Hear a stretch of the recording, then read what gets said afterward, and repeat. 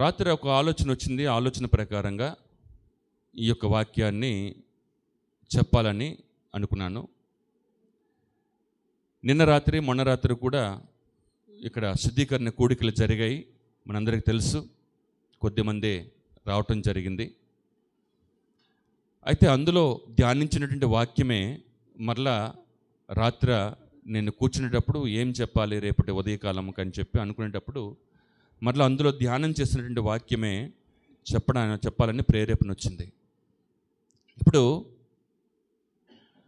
ట్యాంక్లో నీళ్లు పడుతున్నాం, పైన ట్యాంక్లో నీళ్లు వెళ్తున్నాయి మోటార్లో నుంచి. మోటార్ ఆన్ చేస్తే ఆ నీళ్లు పడుతున్నప్పుడు ఆ ట్యాంక్ క్రింద ఒక ట్యాప్ ఉంటుంది. ఆ ట్యాప్ ఇలా ఓపెన్ చేయగానే కిందకి వచ్చేస్తుంది. ఆ ట్యాప్ క్లోజ్ చేయకుండా మోటార్ ఆన్ చేసి నీళ్ళు నిండుతున్నాయిలే అని చెప్పి అనుకుంటే 1 గంట 2 గంటలు అయినాయి. 1 గంట 2 గంటలు అయితే ఇంట్లో ట్యాప్ ఓపెన్ చేస్తే నీ వాటర్ రావట్లేదు. ఇదేంటి 2 గంటలు అయింది కదా, 2 గంటల నుంచి మోటార్ తిరుగుతుందే, లేకపోతే గంట నుంచి తిరుగుతుంది కదా మోటారు, మరి పైన ట్యాంక్లో నీళ్ళు లేవా ఏంటి, ఇది బాత్రూంలో వాటర్ రావట్లేదు అని చెప్పి పైకి వెళ్తే అక్కడ ఉన్నటువంటి ట్యాంకు క్రింద అడుగు భాగంలో ఉన్న ట్యాప్ ఓపెన్ చేస్తుంది, వాటర్ అంతా బయటకు పోతుందని అనుకుందాం. ఇది జరిగింది కాదు అంటే ఇలా మన జరిగిందని చెప్పట్లే. ట్యాప్ క్లోజ్ చేయకపోవటం వల్ల మోటార్ 2 గంటలు తిరుగుతున్నా ఆ పైకి వచ్చే వాటర్ నీళ్ళు ట్యాంకులో నిండటం లేదు. ఎందుకంటే క్రింద ఏముంది, క్లోజ్ అవ్వలేదు, ట్యాప్ క్లోజ్ చేయలేదు. అదే ప్రస్తుతం సమాజంలో ఉన్న భక్తి ఎలా చేస్తున్నారంటే ఇలాగే చేస్తున్నారనమాట. మీరు ఎక్కడికైనా వెళ్ళండి, మీరు క్రైస్తవులను తీసుకుంటారా, అన్యులను తీసుకుంటారా, మీరు ఎవరినైనా గమనించండి. ఇప్పుడు కనబడుతున్న భక్తి ఎట్లాంటి భక్తి చేస్తున్నారంటే అందరిలోనూ భక్తి చేయాలనేటువంటి ఆసక్తి ఉంది. అందరిలో కూడా గుడికి వెళ్తున్నాను అంటారు, మసీదుకి వెళ్తున్నాను అంటారు, మందిరానికి చర్చికి వెళ్తున్నాను అంటారు. ఇలాగా భక్తి ఒక సోమవారం వస్తే ఒక రకమైనది, ఇంకొక రోజు ఇంకొక రకమైనది. ఇలాగ ఆదివారం వస్తే చర్చిలకు వెళ్ళడం కనిపిస్తూ ఉంటారు, శుక్రవారం అయితే మసీదుకి వెళ్ళడం కనిపిస్తూ ఉంటారు, శనివారంకి అయితే గుండెలకు వెళ్ళడానికి కనిపిస్తూ ఉంటారు. ఇన్ని రకాలుగా అందరూ కూడా ఆసక్తితో భక్తిని కలిగి వెళ్తూ ఉంటారు. అయితే ఏమనుకుంటున్నారంటే భక్తి చేస్తున్నాను, నేను ఇది చేస్తున్నాను, ఈరోజు ఇది చేస్తున్నాను, రేపు అది చేస్తున్నాను, ఇలాగ వారం అంతా కూడా ఏదో ఒకటి చేస్తున్నాను అని అనుకుంటున్నామంట. అయితే ఏం జరుగుతుందంటే ఇక్కడ క్రింద ట్యాప్ క్లోజ్ చేయట్లేదు. క్రింద ట్యాప్ క్లోజ్ చేయకుండా భక్తి చేస్తున్నానని చెప్పి అనుకుంటున్నారు. ఇది వ్యర్థమైపోతుంది. భక్తి, మీరు చేసే భక్తి వ్యర్థమైపోతుందని చెప్పి దేవుని యొక్క లేఖనము మనకు బోధిస్తూ ఉంది.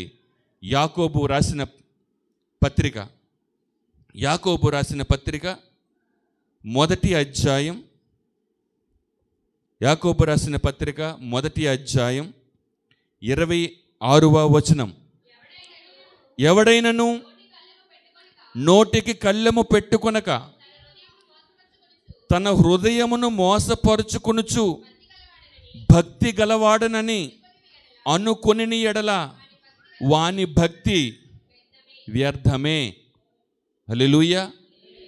భక్తి గలవాడనని అనుకొనిన ఎడల, మనం ఎన్ని రోజు అనుకుంటాం కదా, నేను భక్తి గలదానండి, భక్తి గలవాడనండి అని చెప్పినాను. భక్తి గలవాడనని, భక్తి గలదానని అనుకుని ఎడల వాని భక్తి వ్యర్థమే. ఏ భక్తి వ్యర్థము? అందరి భక్తి కాదు వ్యర్థం అనేది. ఇక్కడ ఎవరి భక్తి వ్యర్థం అయిపోతుందనంటే నోటికి కళ్ళెము పెట్టుకోకుండా తన హృదయాన్ని మోసపరుచుకుంటూ, మన హృదయాన్ని మనమే మోసపరుచుకుంటున్నామంట. నాకేముందండి, నాకు చాలా బాగున్నానండి, అంత బాగానే ఉందండి, నేను దేవునిలో ఉన్నానండి, విశ్వాసంతో ఉన్నానండి, భక్తిలోకి వచ్చానండి అని మనము మన హృదయాన్నే మనం మోసపరుచుకొని మన నోటికి ఏం పెట్టాలి? గెడ పెట్టాలంట. గెడ పెట్టుకోవట్లేదంట. నేను ఇందాక చెప్పాను కదా, ట్యాంక్కి కింద ట్యాప్ క్లోజ్ చేయకపోతే, ముయ్యకపోతే నీరంతా ఎలాగైతే పోతుందో బయటికి, అలాగా మన నోటికి కళ్ళెము పెట్టుకోకుండా, నోటికి కళ్ళెం వేయకపోతే ఎన్ని వ్యర్థమైన మాటలు వస్తాయో. వ్యర్థమైన మాటలతో దినమంతా సాగిపోతూ ఉంటుంది. మనము అనుకుంటాము, నా మాటల్లో వ్యర్థమే లేదండి, నేను ఉదయం నుంచి రాత్రి వరకు నేను మాట్లాడిన మాటల్లో ఏ వ్యర్థము లేదండి, అన్నీ ఉపయోగకరమైనవే, నేను మాట్లాడిన మాటలు అందరికీ క్షేమాన్ని కలిగించేవే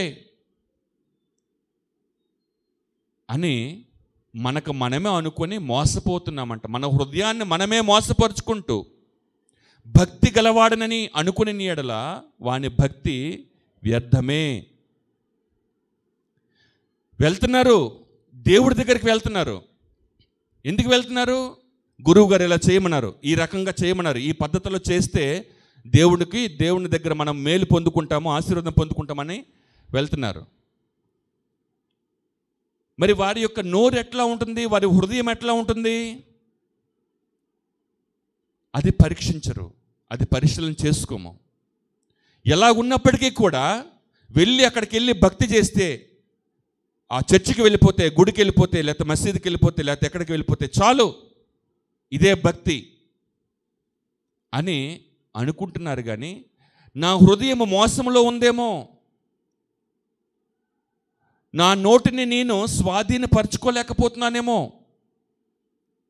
నా నోటితో దుర్భాషలాడుతూ నా హృదయంలో వచ్చిన మోసపు ఆలోచనలు, తలంపులను నేను అప్పుడప్పుడు బయటకు తెలియజేస్తూ, నా నోటి మాటల ద్వారా వస్తున్నాయి, నా తలంపుల ద్వారా వస్తున్నాయి, నా ప్రవర్తన ద్వారా, క్రియల ద్వారా వస్తున్నాయి. ఇవన్నీ నేను ఆలోచించుకోకుండా నేను చాలా భక్తి చేస్తున్నాను అని నువ్వు అనుకున్నట్లయితే అది వ్యర్థమైన భక్తి అని అంటున్నాడు అన్నమాట.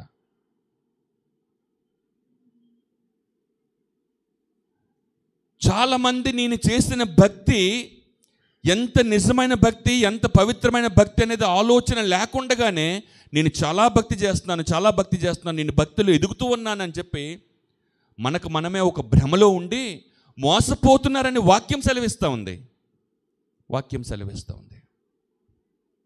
వ్యర్థమైన భక్తి అంటున్నాడు, అక్కడ ప్రభువేమో వ్యర్థమైన ఆరాధన చేస్తున్నారని అంటాడు. మత్తయి సువార్తలో చూస్తే 15వ అధ్యాయం 8వ వచనం. మత్తయి సువార్త 15వ అధ్యాయం 8వ వచనం. ఈ ప్రజలు తమ పెదవులతో నన్ను ఘనపరచుదురు గాని వారి హృదయము నాకు దూరముగా ఉన్నది. మనుష్యులు కల్పించిన పద్ధతులు, దైవోపదేశములను బోధించుచు వారు నన్ను వ్యర్థముగా ఆరాధించుచున్నారు. చాలమ్మా, ఎలాగ ఆరాధిస్తున్నారంట? వ్యర్థముగా ఆరాధించుచున్నారు. మనుషులు కల్పించు ఉపదేశాలు, దేవుడిచ్చే ఉపదేశం కాదు, మనుషులు కల్పించే ఉపదేశాలంట, దైవోపదేశాలంట, మనుషులు కల్పించే పద్ధతులు. మనకు పద్ధతులంటే చాలా ఇష్టం, ఈ పద్ధతిలో చేస్తేనే నీకు నీ ఇంట్లో చనిపోతుంది, ఈ పద్ధతిలో చేస్తే, ఆ మూలన చేస్తే, ఈ మూలన చేస్తే, ఆ రోజు చేస్తే, ఈ ఉదయము ఈ సమయంలో మొదలు పెడితే, ఇట్లాంటివన్నీ కొన్ని పద్ధతులు ఉన్నాయి కదా. ఈ పద్ధతులు చెప్తే చాలా మనకిష్టం అండి. ఆ ఏ పద్ధతులంట? మనుషులు కల్పించే పద్ధతులు. నువ్వు ఫాలో అవుతున్న పద్ధతులు దేవుడు కల్పించిన పద్ధతులా, మనుషులు కల్పించే పద్ధతులు నువ్వు ఫాలో అవుతున్నావా? ఎవరు నేర్పించే పద్ధతులు మనం ఫాలో అవుతున్నాము? దేవుని దగ్గరికి వచ్చి దేవుణ్ణి ఆరాధిస్తున్నామని చెప్పి మన హృదయాన్ని మనమే మోసపరుచుకుంటూ లోకంలోకి వెళ్ళినప్పుడు మనుషులు కల్పించే పద్ధతులను ఫాలో అవ్వటం లేదా?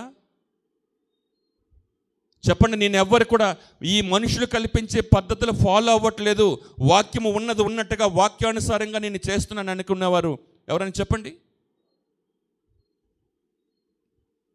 సమయం చూస్తాము, సందర్భం చూస్తాము, ఆ మూల చూస్తాము, ఈ మూల చూస్తాము, ఇంకే వస్తువు కావాలో చూస్తాము, వాళ్ళు ఏం చెప్పారో చెప్పి వింటాము. లేఖనం ఏం చెప్తుందంటే నీ భక్తి వ్యర్థమవుతుంది, నీ ఆరాధన వ్యర్థమవుతుంది అని చెప్తున్నాడన్నమాట.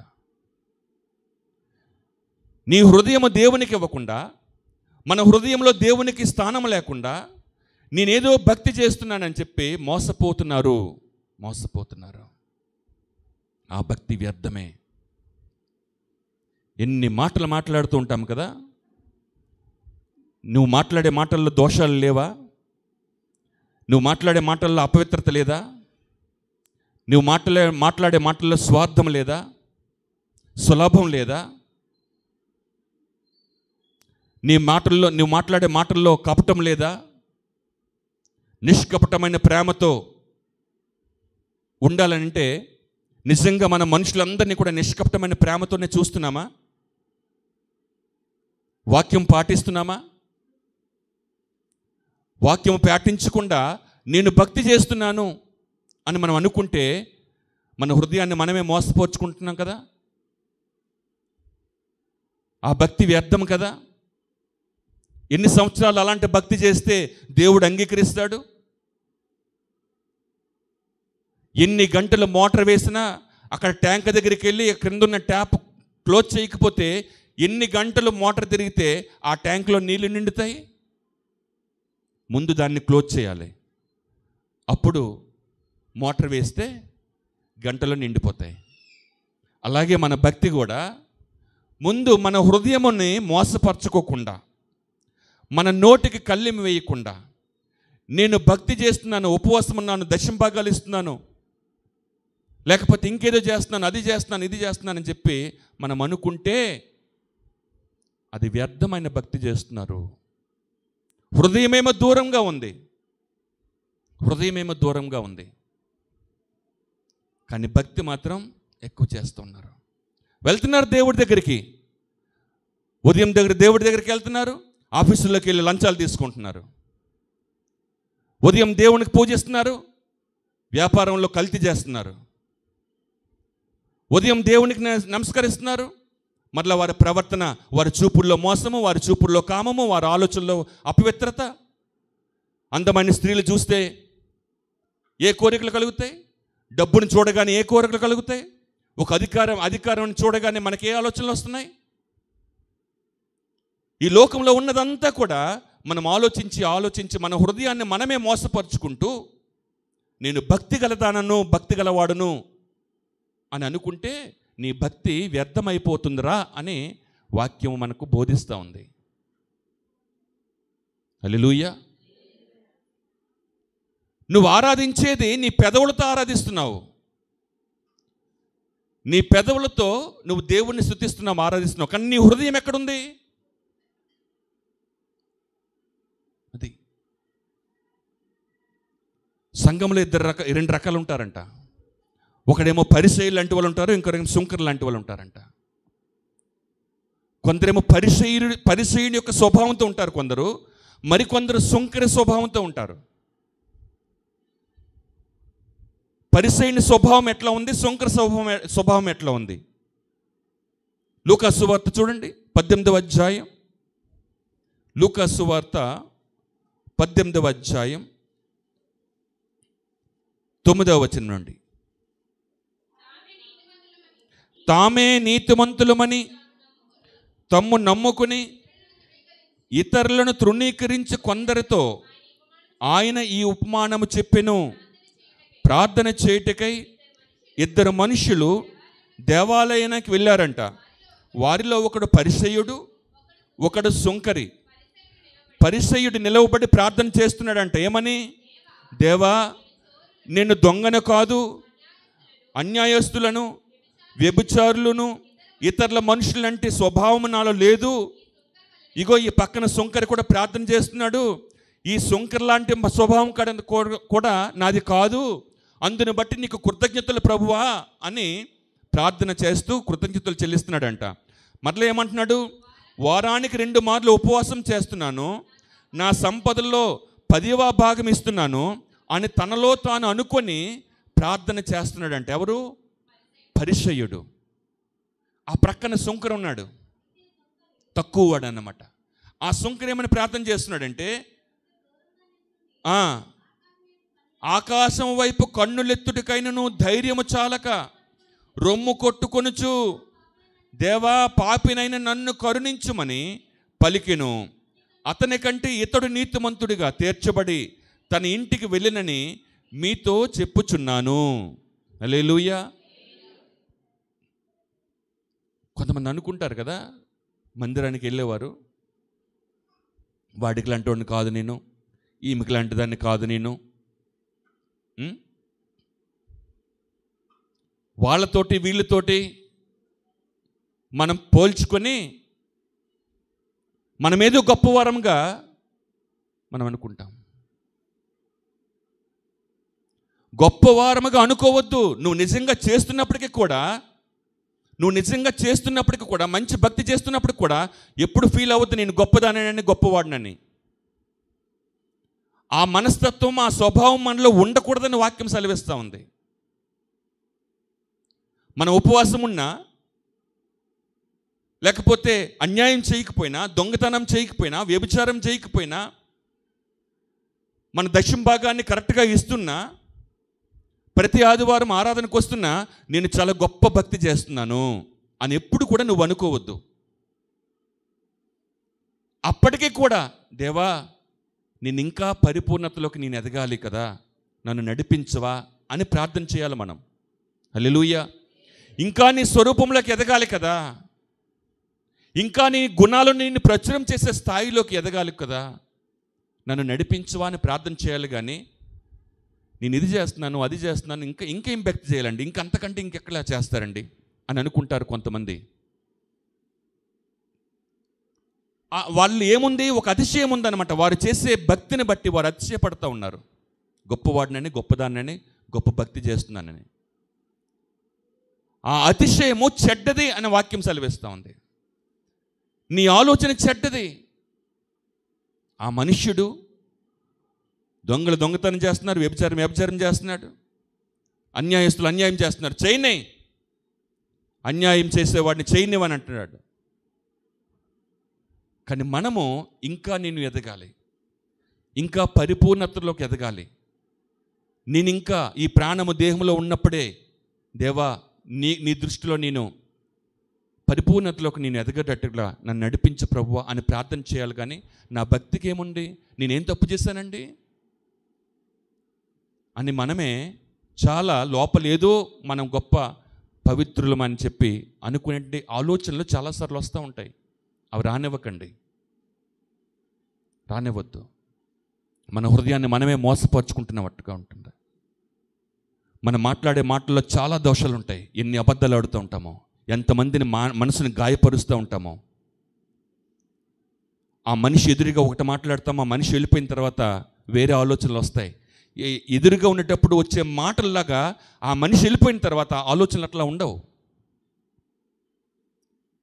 ఇవన్నీ ఎంత కపటంతో ఉన్నాయో. కానీ అందుకనే నోటికి కళ్ళెం పెట్టుకోమంటా ఉన్నాడు. హల్లెలూయా.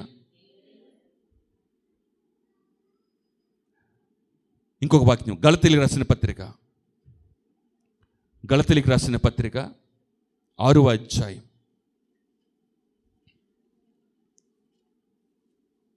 అధ్యాయం 3వ వచనం చూడండి. ఎవడైనను వట్టివాడై ఉండి తాను ఎన్నికైన వాడినని ఎంచుకొనిన ఎడల తనను తానే మోసపరుచుకును. ప్రతివాడు తాను చేయు పనిని పరీక్షించి చూచుకునవలెను. హల్లెలూయా. ఎవడైనను వట్టివాడై ఉండి తాను ఎన్నికైన వాడినని ఎంచుకుని ఎడల. ఈ పరిసయుడు ఏం చేశాడండి? పరిసయుడు సుంకరు ఇద్దరు కూడా ప్రార్థన చేయడానికి మందిరానికి వస్తే పరిసయుడు ప్రార్థన ఎట్లా ఉంది? నేను ఎన్నికైన వాడను అని చెప్పి ప్రార్థన చేస్తున్నాడు. నేను ఎన్నికైన వాడను,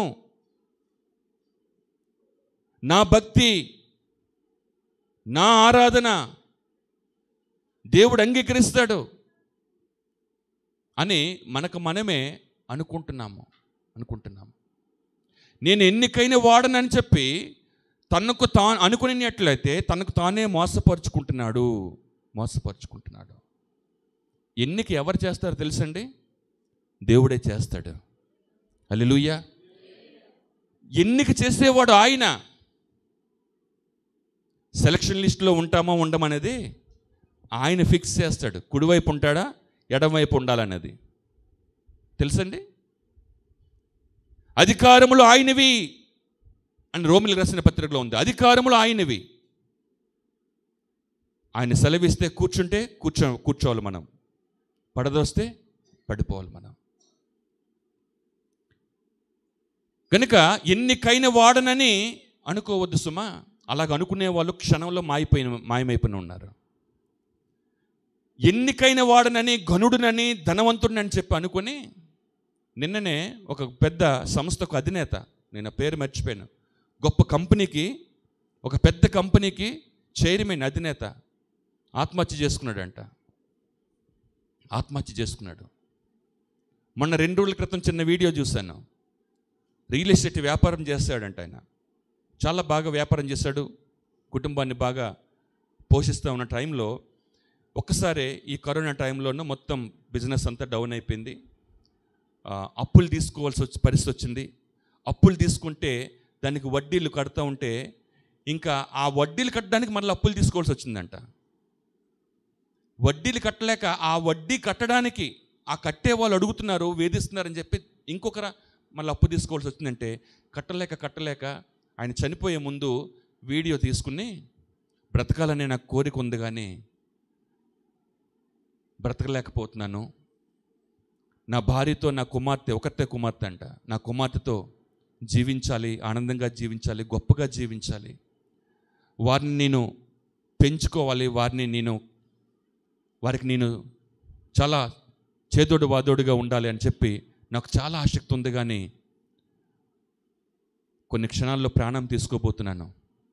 ఎందుకంటే తట్టుకోలేకపోతున్నాను, వేధింపులు తట్టుకోలేకపోతున్నాను, బయట హేళన తట్టుకోలేకపోతున్నాను అని చెప్పి దుఃఖంతో కొద్దిసేపు మాట్లాడి వీడియో తీసి తర్వాత ఆయన చనిపోయాడు.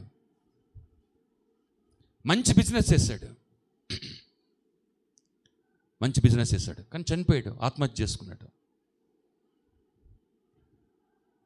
కొంతమంది క్షణాల్లోనే ఎలా ప్రాణాలు పోతున్నాయో తెలియట్లేదండి. క్షణంలోనే గాలిలోకి వెళ్ళిపోతున్నాయి ప్రాణాలన్నీ కూడా. వారు గొప్పవారా, పేదవారా, గనుల, అధికారుల, ఏ భేదము లేదు, క్షణాల్లో గాలిలోకి వెళ్ళిపోతున్నాయి. మనం ఏపాటి వారమండి, మనం వట్టివారము. దేవుడు ప్రసాదిస్తే, దేవుడు కరుణిస్తే, దేవుడు కృప చూపిస్తే అవన్నీ కలిగి ఉంటాం. మనం గనులుగా కనబడతాం లోకంలో. హల్లెలూయా. దేవుడు కృప చూపిస్తే, దేవుడు మనకు సహకరిస్తే ఈ లోకంలో మనుషుల మధ్య మనం గనులుగా కనబడతాం. ఆ ఘనత ఇచ్చేవాడు ఎవరు? దేవుడు. దేవుడు. పెంటకుప్ప మీద నుండి పైకి లేపేవాడు ఎవరు? దేవుడే లేపాలి మనలను. మనమైతే వట్టివారము, మనకు అర్హత లేదు, మనకు అంత యోగ్యత లేదు, కానీ దేవుడు ఇస్తున్నాడు ఆ యోగ్యత. హల్లెలూయా. దేవుడు ఇస్తున్నాడు ఆ అధికారాన్ని, దేవుడు ఇస్తున్నాడు ఆ కృపను మనకు. మనమైతే వట్టివారమే. ఎవడైనను వట్టివాడై ఉండి తాను ఎన్నికైన వాడనని ఎంచుకుని ఎడలా తన్ను తానే మోసపరుచుకును. ప్రతి వాడును తాను చేసే పనిని పరీక్షించుకోవాలంట. మనం ఏ పని చేస్తున్నామో, మనం ఎలా ప్రవర్తిస్తున్నామో, మనం ఏ విధంగా జీవిస్తున్నామో, మన ఉద్యోగం ఎట్లా చేస్తున్నామో, మన యొక్క వ్యాపారం ఎట్లా చేస్తున్నామో, మన యొక్క కుటుంబంతో ఎలా ఉంటున్నామో, స్నేహితులతో ఎలా ఉంటున్నామో, బయట ఎలా ఉంటున్నామో, మందిరంలో ఎలా ఉంటున్నామో, ప్రతి దానిని కూడా తన్నుకు తానే పరీక్షించుకోవాలి. మనకు మనమే పరీక్షించుకోవాలంట. లేకపోతే మన భక్తి వ్యర్థమైపోతుంది.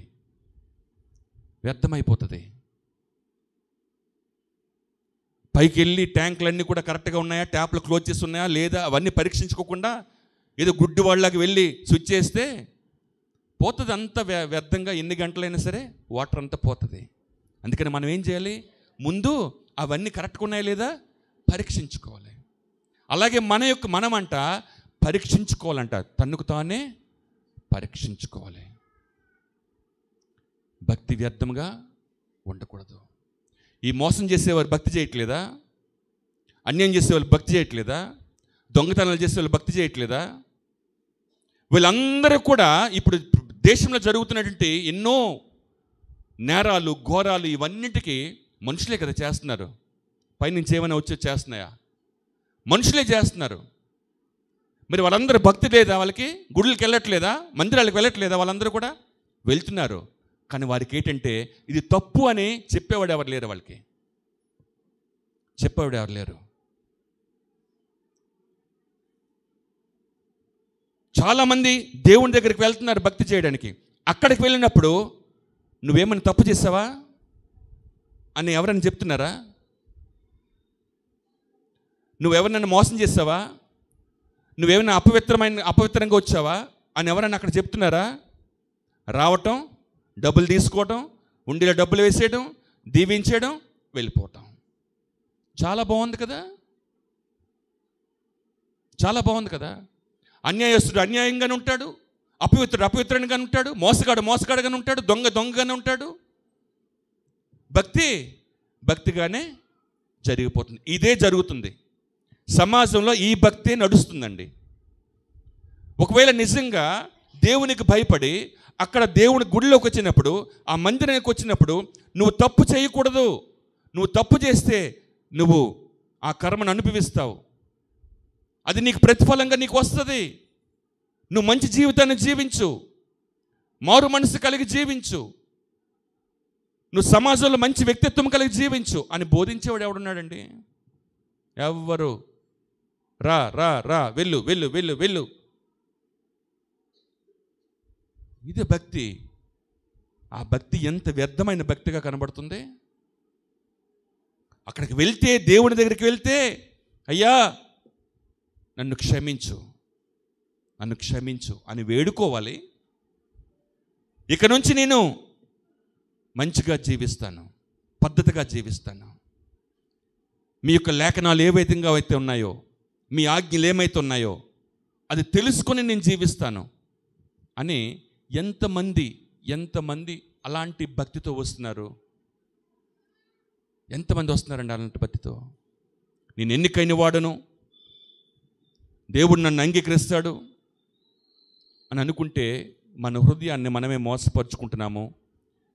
వ్యర్థమైన భక్తి చేస్తున్నాము, వ్యర్థమైన ఆరాధన చేస్తున్నామని చెప్పి వాక్యము సెలవిస్తూ ఉంది. కయీను హేబేలు ఇద్దరు అన్నదమ్ములే.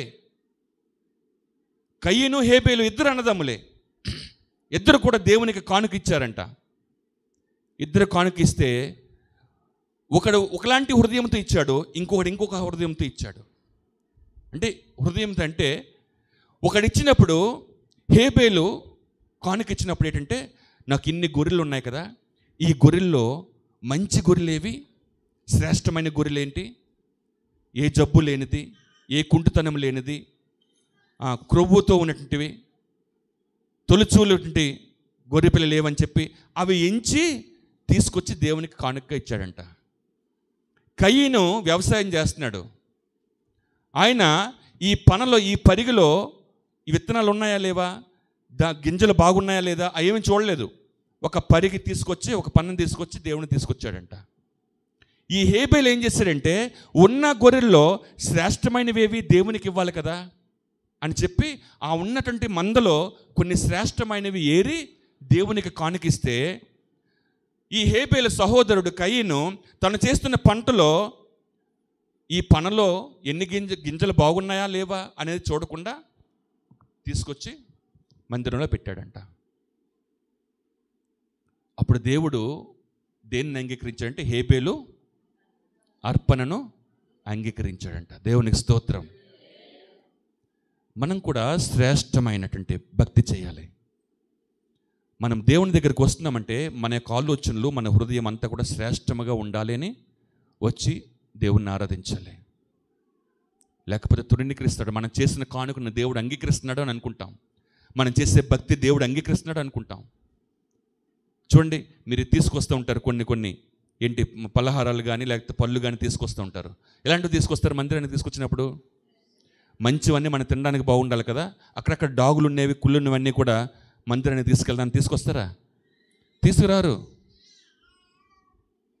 కదా. మంచివేవో తీసుకొస్తూ ఉంటాం. అలాగే దేవునికి కానుకేసినప్పుడు చిరిగినవి ఏమున్నాయి, మరకలతో ఏమున్నాయి, ఆ డబ్బులు తీసుకొచ్చి మందిరంలో వేసేస్తే వాళ్ళు ఎక్కడో మార్చుకుంటారులే, బయట పెట్రోల్ బంక్లోనో బ్యాంకులోనో వేసేసుకుంటారులే అని చెప్పి, మనం తీసుకెళ్తే ఈ షాప్ వాడు తీసుకోడు, అదేదో మందిరంలో వేస్తే అందరితో పాటు కొట్టుకుపోద్ది అని తీసుకొచ్చి వేసేవాళ్ళు కొందరు ఉంటారు. అలాగే నలుగురితో పాటు మనం కూడా కొట్టుకుపోతాం. ఏ సునామీ వచ్చినప్పుడు, భూకంపం వచ్చినప్పుడు మీరు అలాంటి ఆలోచనతో ఇది బయట చెల్లట్లేదు కాబట్టి మందిరంలో వేస్తే పోయిలా అక్కడ ఎవరు చూస్తారు? దేవుడు తీసుకొచ్చినా దేవుడు స్వీకరిస్తాడు కదా. అక్కడ షాప్ వాడు అయితే చూస్తాడు, ఇది బాగుందా లేదా. మళ్ళీ మంచి కొత్త నోటు ఇచ్చినా ఆ కొత్త నోటు కూడా దొంగనేటేమని చెప్పి చూస్తున్నాడు. కొత్తగా ఉందని చెప్పి వెంటనే పడేసుకోవట్లేదు పెట్టిలో. కొత్త నోట్లు కూడా కొన్ని దొంగ నోట్లు వచ్చాయి కదా. పోనీ ఏదో చిరిగిపోయింది, మాసిపోయింది ఇస్తే ఇది లోపల ఏమైనా చిరిగిందని చెప్పి చూసేవారు ఇంతకుముందు. ఇప్పుడు కొత్తగా తీసుకెళ్ళి ఇచ్చినా సరే వాడు ఏం చేస్తున్నాడు, ఇలా చూస్తున్నాడు అనమాట. ఈ ముద్ర ఏముంది, దొంగ నోటు కూడా ఇట్లాగా ఉంది కదా అని చెప్పి ఎంత జాగ్రత్త చూసుకొని తీసుకుంటున్నాడు కదా. ఎవరైనా చూస్తున్నారు కదా ఇలా వ్యాపారం చేసేవాళ్ళు. కానీ ఇక్కడ దేవుడు చూడట్లేదండి. ఏ తీసుకొచ్చినా సరే అందులో పడిస్తే పర్వాలేదండి అనుకుని తీసుకొస్తే, అలాంటి మనసుతో, ఆలోచనతో, స్వభావంతో దేవునికి ఇచ్చినట్లయితే నష్టపోతాం సుమా, నష్టపోతాం. శ్రేష్టమైనది మన భక్తి శ్రేష్టంగా ఉండాలి, మన జీవితాలు కూడా శ్రేష్టంగా ఉండాలని దేవుడు మనల్ని ఏర్పాటు చేసుకున్నాడు. హల్లెలూయా. ఏదో వ్యర్థమైన భక్తి చేసే వారముగా ఉండడానికి కాదండి దేవుడు పిలుచుకునేది మనలను. వ్యర్థమైన ఆరాధన చేయడానికి కాదు దేవుడు పిలిచేది. ఎందుకు నిన్ను పిలిచాడో అర్థం చేసుకోండి ఒకసారి. వేల కొలది ఉన్నారు ఈ తోరంగిలో, ఎన్నో కుటుంబాలు ఉన్నాయి, వేల కుటుంబాలు ఉన్నాయి. ఎందుకు ప్రభుని నువ్వు ఆరాధిస్తున్నావు? వాళ్ళు ఎందుకు ఆరాధించట్లేదు? వాళ్ళు ఎందుకు ప్రభుని ఆరాధించట్లేదు? నువ్వెందుకు ఆరాధిస్తున్నావు అని దేవుడు తన కనికరం ద్వారా, కృప ద్వారా, ఆయన మహాప్రేమ చేత నిన్ను ఆకర్షించాడు. హల్లెలూయా. నిన్ను ఆకర్షించాడు దేవుడు, అందుకని ఆయన దగ్గరికి వచ్చావు. ఆయన ఆకర్షించకపోతే ఎవరు కూడా రాలేరు. ఇంతమంది ఉన్నారు కదా, నీకంటే చదువుకునే వాళ్ళు ఉన్నారు, నీకంటే ధనవంతులు ఉన్నారు, విలాసంగా జీవించేవారు ఉన్నారు కదా. వారందరూ ఏం చేస్తున్నారు? వారు చేసే భక్తి, మనం చేసే భక్తి. మన సత్యాన్ని తెలుసుకునేటప్పుడు సత్యవంతులుగా జీవించాలని దేవుడు మనకు నేర్పిస్తున్నాడు. కానీ మనం కూడా వ్యర్థమైన భక్తి చేస్తే ఎందుకు ఈ సత్యవంతుడు, నా దేవుడు సత్యవంతుడు నేను ప్రకటించాలి? మనం యేసే సత్యమని ఎలా ప్రకటిస్తాం? మనలో సత్యం లేకుండా బయటికి వెళ్ళి యేసే సత్యమని ఎలా ప్రకటిస్తామండి? మనలో ఆ జీవము, దేవుని యొక్క జీవము లేకుండా యేసే జీవమని ఎలా ప్రకటిస్తాం? మనం ఏంటంటే మనం చేసేది భక్తిగా మనం భక్తి చేస్తున్నామని అనుకుంటున్నాం, మనం నిజంగానే ఆరాధిస్తున్నాం అనుకుంటున్నాం. ఆరాధన అనేది మందిరానికే, భక్తి అనేది మందిరానికే పరిమితం కాదండి. ఉద్యోగంలోనూ అదే మందిరంలో ఉన్నట్టుగా ఎలాగైతే ఉన్నామో నిష్కలంకంగా ఉండాలి, నిష్కపటంగా ఉండాలని మందిరంలో అనుకుంటాం కదా, జీవితం అంతా కూడా అట్లా ఉండాలంట. దేవునికి ఆరాధన చేసేవారు ఏంటంటే పూర్తిగా సజీవ యాగముగా వారి శరీరాలను దేవునికి అర్పించుకోవాలి. అది దేవుడు అట్లాంటి భక్తిని కోరుకుంటా ఉన్నాడు. నువ్వు ఎప్పుడైతే మనం బయట దేవుని యొక్క వాక్య ప్రకారంగా మన జీవితాన్ని కట్టుకొని నిర్మించుకొని ఆ యొక్క జీవితాన్ని జీవిస్తున్నామో, అలాంటి జీవితంతో లోపలికి వస్తే అప్పుడు దేవుడు ఇక్కడ ఏమైతే వింటున్నావో బయట అదే చేస్తున్నావు కనుక మన ప్రార్థన వింటాడు, మన ఆరాధన అంగీకరిస్తాడు. హల్లెలూయా. వ్యర్థమైన భక్తి అని అంటున్నాడండి. మీ భక్తి వ్యర్థమైపోతుంది. కయీను అనుకుంటున్నాడు, కయీను ఏమనుకున్నాడంటే నా యొక్క కానుకను దేవుడు అంగీకరించాడు అనుకున్నాడు. హేబెలు అనుకున్నాడు, కయీను అనుకున్నాడు. ఇద్దరు కూడా దేవుని కోసమే తీసుకొచ్చారు. కానీ దేవుడు అంగీకరించింది ఒకటే. ఇద్దరు హృదయాలు తేడాగా ఉన్నాయి, ఇద్దరు ఆలోచనలు తేడాగా ఉన్నాయి. ఒక మంచి ఆలోచనతో వచ్చాడు హేబెలు. కయీను ఏంటంటే ఒక నిర్లక్ష్యంగా తీసుకొచ్చాడు. ఒక నిర్లక్ష్యంగా ఏదైతే ఏంటి, నాకు పండిన పంటలు ఏది ఇస్తే ఏంటి అనుకుండా వచ్చాడనమాట. ఎలా చేస్తే ఏంటి భక్తి అని అనుకోకూడదు. ఎలా చేస్తే ఏంటి, నేను వచ్చి ఆదివారం వస్తున్నాను కదా, కానుకిస్తున్నాను కదా, ఉపవాసం ఉంటున్నాను కదా, ప్రార్థన చేస్తున్నాను కదా, క్రైస్తవుని కదా, ఇంకెలా చేస్తే ఏంటి అని అనుకుంటారు చాలామంది. కాదు, అలా అనుకోవడానికి వీల్లేదు. నేను ఎన్నికైన దానను ఎన్నికైన వాడినని అనుకోవడానికి వీల్లేదు. ఎన్నిక ఆయన చేయాలి. చచ్చినంత వరకు కూడా దేవా నన్ను ఎన్నికైన వ్యక్తిగా చేయనైనా అని అడుగుతూనే ఉండాలి. హల్లెలూయా. ఎందుకో తెలుసా ఆశ్చర్య కార్యాలు చేసిన, అద్భుత కార్యాలు చేసిన, గొప్పవాడుగా ఈ లోకంలో ప్రకటించుకున్న ప్రభువా ప్రభువా ప్రభువా అని చెప్పి రోజుకి ఎన్నిసార్లు ప్రార్థించినా స్తుతించినా నువ్వెవరవో నాకు తెలియదని అంటాడంట. తెలుసండి ఎందుకంటున్నాడు ఆ మాట? వాళ్ళు గొప్ప కార్యాలు చేశారటండి భూమి మీద. అయ్యా నీ నామం పేరట దెయ్యాలు వెళ్ళగొట్టాను, నీ నామం పేరట స్వస్థపరిచాను, నేను నీ నామం పేరట ఎన్నెన్నో మీటింగ్స్ పెట్టాను, గొప్ప గొప్ప కార్యాలు చేశాను అని ప్రభు దగ్గరికి వెళ్తే నువ్వెవరవో నాకు తెలియదు అని అంటాడంట. ఎందుకు తెలుసా? వీళ్ళన్నీ చేశారు కానీ దేవుని చిత్తాన్ని సరిగా చెయ్యలేదన్నమాట. వాళ్ళు ఏమనుకున్నారు? నేను భక్తి పరుణ్ణి అనుకున్నారు, భక్తి పరురాలను అనుకున్నారు. అనుకొని దేవుడు నాకు గొప్ప స్థానాన్ని ఇస్తాడని చెప్పి అనుకున్నారంట. అనుకునేటప్పుడు వాళ్ళందరూ కూడా షాక్ అన్నమాట. షాక్. వాళ్ళ పేర్లు లిస్టులో ఉంటుందేమో అనుకున్నారు. ఎందుకంటే భూమి మీద ఉండేటప్పుడు గొప్ప గొప్ప ఎన్ని మీటింగ్స్లో ఎన్ని సభల్లో మాట్లాడి ఉంటారో, ఎన్ని గొప్ప కార్యాలు చేస్తుంటారో, అందరూ కూడా ప్రజలందరి చేత ఘనమైన వాడిగా ఎంచబడి ఉంటారు, చప్పట్లకు జేజేలు కొట్టుకుంచుకుని ఉంటారు. కానీ నువ్వెవరవో నాకు తెలియదు అని చెప్పి ప్రభు అంటే ఏమైపోతారండి? భక్తి వ్యర్థంగా చేసినట్టుగా కదా. అంటే దేవుని యొక్క సంకల్పం ఏమై ఉంది, దేవుని మనస్సు ఏంటి, దేవుని హృదయం ఏంటి అనేది మనం తెలుసుకొని మనము ఆరాధించకపోతే, ఆ భక్తి చేయకపోతే మనం చేసేదంతా కూడా వ్యర్థమే. మనం ఏమీ పెద్ద పెద్ద మీటింగ్లు పెట్టట్లేదు, గొప్ప గొప్ప ప్రసంగాలు చేయట్లేదు, గొప్ప గొప్ప ఆశ్చర్య కార్యాలు లేదు, సూచక్రియలు చేయట్లేదు. కానీ వాళ్ళు చేసిన వాళ్ళనే నువ్వెవడో తెలియదనంటే ఇంక మనం ఏమైపోతాం? మన భక్తి మనం ఏమనుకుంటామంటే ఆ మీటింగ్లు పెట్టేటువంటి వారు పరిశుద్ధులండి, వాళ్ళు గొప్పవారండి. అంత వేల మంది వెళ్ళారంటే ఆయన మామూలు మనిషి కాదు కదా. మనం అనుకుంటాం తీర్పు తీర్చేవాడు ఆయన, హల్లెలూయా. ఎన్నిక చేసేవాడు ఆయన. దేవుడు ఎన్నిక చేయాలి ఎవరినైనా సరే. కానీ ఇక్కడ ఏంటంటే మనం వాళ్ళ దర్పాన్ని చూసి, వాళ్ళ గొప్పతనాన్ని చూసి వీళ్ళండి సరైన భక్తిపరులు అని మనం అనుకుంటాం. దేవుడు అనుకోవాలి, మనం అనుకోవడం కాదు. వాళ్ళు ఎంత స్థాయిలోకి వెళ్ళినా నేను ఎన్నిక లేని వాడిని, ఎన్నిక లేని దానిని అన్నట్టుగానే అలాంటి మనసుతోటే ఉండాలన్నమాట. మనకు మనమే ఎన్నిక చేసుకోలేము, మనకు మనమే అతిశయించకూడదు.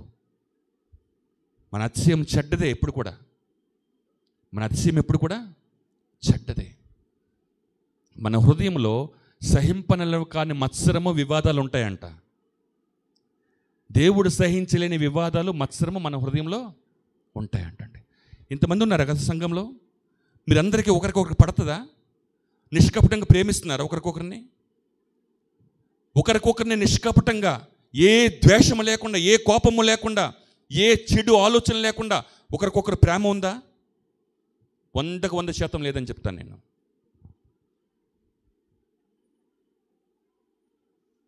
భక్తి మంది. ఇది మన భక్తి. ఎవరిని ఎన్ని రకాలుగా మాటలు అంటామో అంటూ ఉంటాం, ఎవరిని ఎన్ని రకాలుగా ఊహించుకుంటూ ఉంటాం, ఎవరి పట్ల ఎలాంటి మాటలు మాట్లాడాలో మాట్లాడుతూ ఉంటాం. భక్తి పరురాలని, భక్తుడను అని మందిరానికి వస్తూ ఉంటాం. నీ భక్తి వ్యర్థమైనది, నీ ఆరాధన వ్యర్థమైనది అని చెప్తా ఉన్నాడు. నీ హృదయము దేవునికి దూరంగా ఉంది. నీ హృదయంలో సహింపనలను కాని మత్సరం ఉంది. వివాదాలు ఉన్నాయి నీ హృదయంలో. దాచుకుని ఉన్నావు నువ్వు. అవి దాచుకున్నావు. అవి కనబడుతున్నాయి దేవునికి. అందుకని నిష్కపటమైన ప్రేమతో మీరు ఉండండి అని చెప్తా ఉన్నాడు. ఎందుకు చెప్తున్నాడు? కపటం లేకుండా ఉండండి. నిష్కపటమైన హృదయంతో దేవుణ్ణి ఆరాధించండి. కపటస్తులు దేవునికి అవసరం లేదండి. అట్లాంటి కపటం ఉంటే తీసి పడేయాలి, బయటికి తీసేసుకోవాలి. ఎవరి మీద ఎలాంటి కూడా దురభిప్రాయాలతో, దురాలోచనలతో, కపటంతో నువ్వు అలా ఉండి, నీ హృదయం అట్లా ఉండి, నువ్వు ఎన్ని సంవత్సరాలు భక్తి చేసినా వ్యర్థం.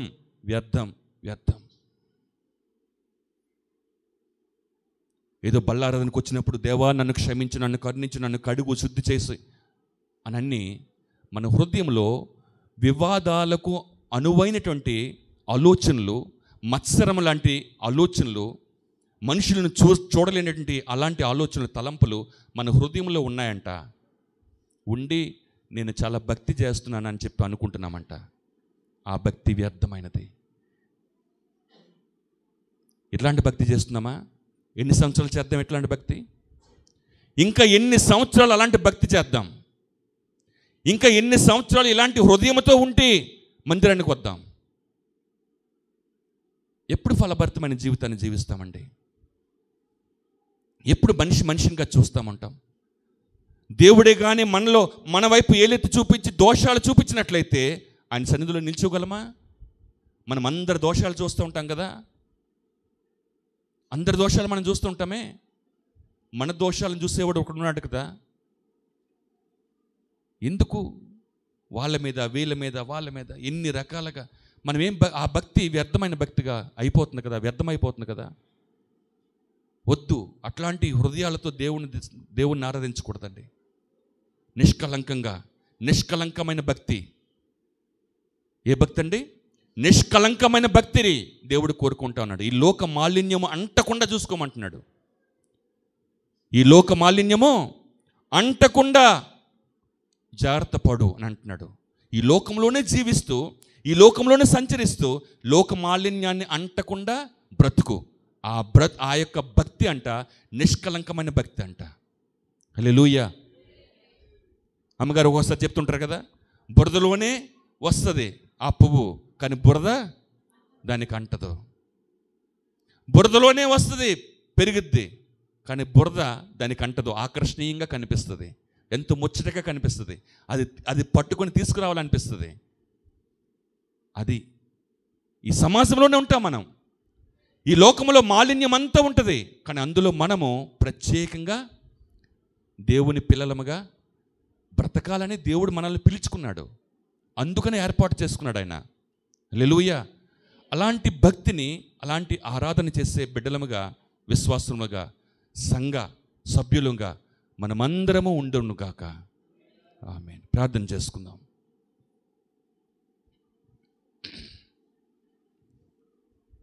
Thank you Jesus.